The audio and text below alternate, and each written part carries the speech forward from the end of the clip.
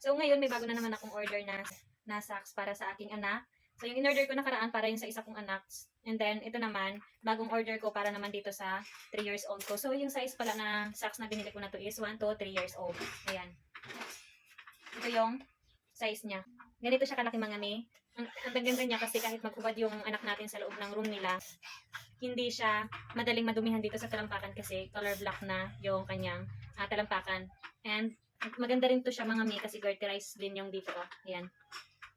And tapos, ang ganda ng dito niya kasi mukhang hindi siya madaling malustred yung dito. Ito siya. And yung binili ko na to pala is 3 pairs lang. Ayan.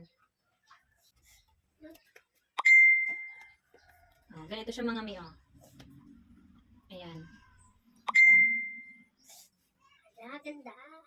Mamaya pang baby na yung pangtulog ng aircon mamaya. At sa baby natin. Ayan. Sige, go. Oh, ganito siya mga mi, oh. Ang ganda. Kasi gusto kong ipasuot sa kanila yung socks na lalampas sa black shoes. Ayan. O, diba? Hindi rin naman kita yung itim sa talampakan. Mas okay nga siyang ganito eh. Ayan. Oh, ganyan na.